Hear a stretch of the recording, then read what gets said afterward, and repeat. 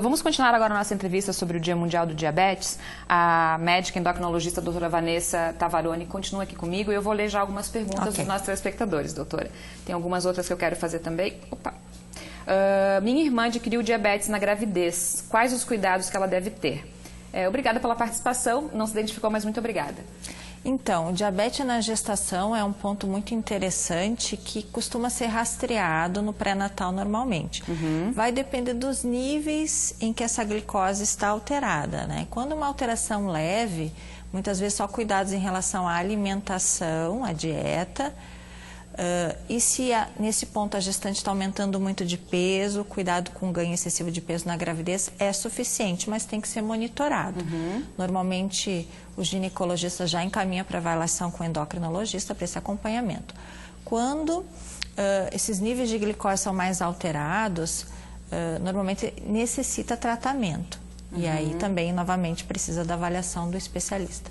É grave? Pode ser considerado grave se não tratado? Depende do nível de alteração da glicose, né? Mas, assim, o grande problema, por isso que existe esse rastreamento, são os riscos de aumento da pressão na gravidez, que a gente chama de pré-eclâmpsia, parto prematuro, ganho excessivo de peso do bebê na gravidez, aqueles bebês que nascem acima de 4 quilos, que podem ter no nascimento algum problema justamente porque são muito grandes, né?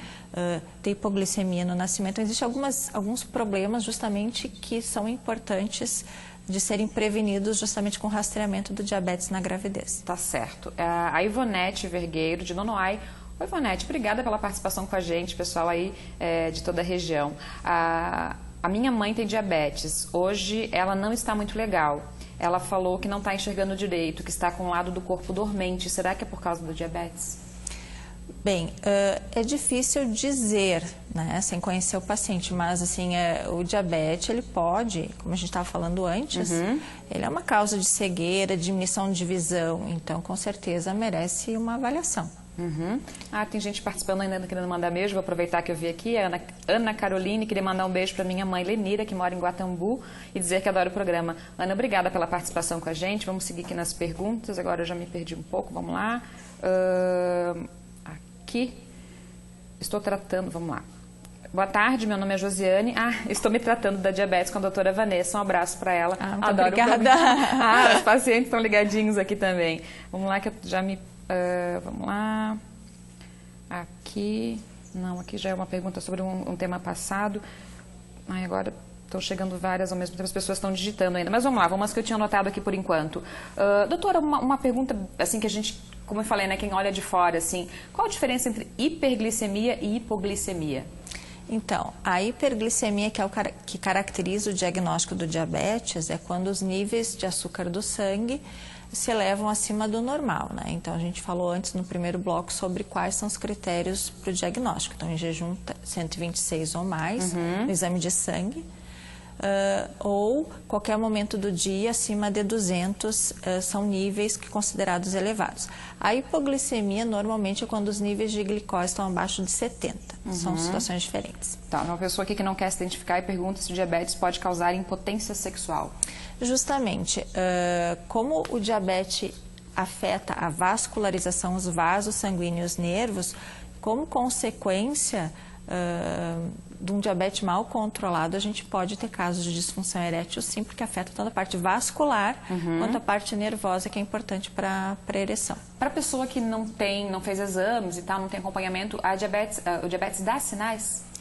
Isso é um ponto muito importante que você colocou, porque o diabetes do tipo 2, frequentemente, ele é assintomático.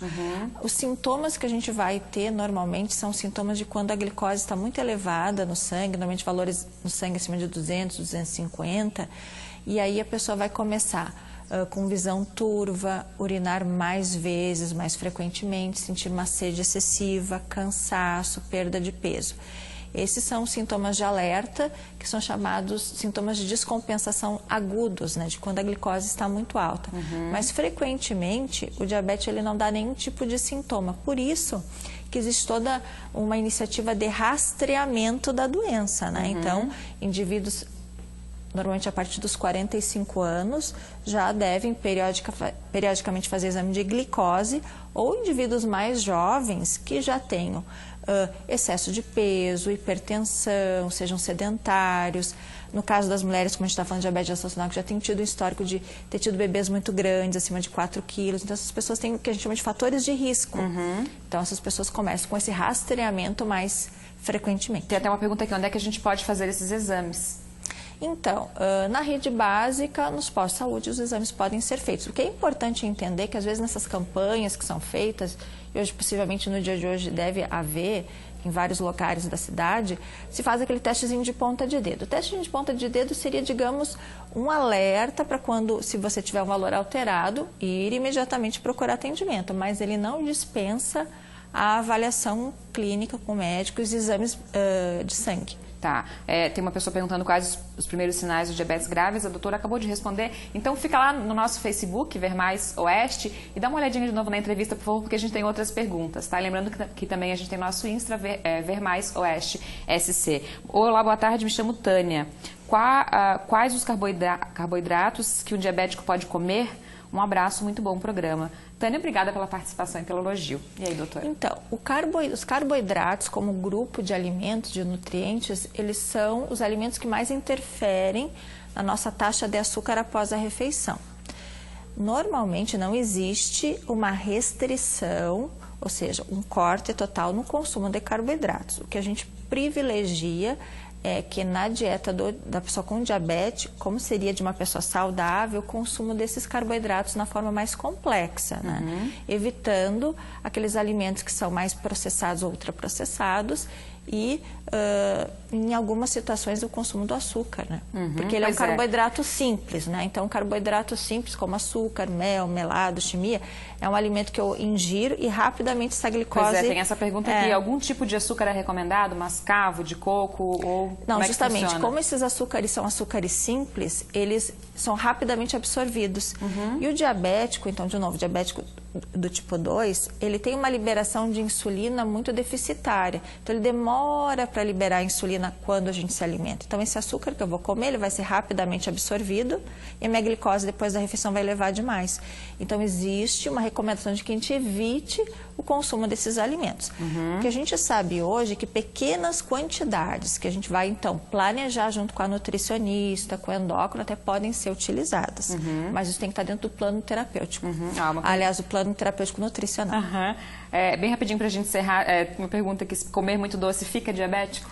Não, justamente isso é um mito, né? A questão do diabetes hoje não tem muita relação com o açúcar em si, mas em relação com os hábitos de alimentação que causam um excesso de peso e com sedentarismo. O que existe, isso é interessante, são alguns estudos que mostram que bebidas açucaradas, refrigerantes, sim, pode ter uma associação com um aumento do risco de desenvolver diabetes. Tá certo, então. Muito obrigada pela participação, pelos esclarecimentos. Prazer é estar aqui com vocês. A gente tentou responder todo mundo, né? Obrigada pelo pessoal que está em casa, obrigada pela participação. Sempre participe com a gente, né? E não esquece que a gente tem o nosso novo Instagram, Ver Mais Oeste SC. Vai lá, participa com a gente, manda seu recadinho. A gente posta sempre algumas coisas dos bastidores, tá? Um bom feriado para você. Não esquece que tem Ver Mais amanhã aqui. A gente vai falar de detox, tem um monte de programação também para o fim de semana. Sempre aguardando a sua participação. Então, feriadão, amanhã, sexta, tem Ver Mais. Participe com a gente. Um beijo, boa tarde para você. A gente se encontra amanhã. Tchau, tchau.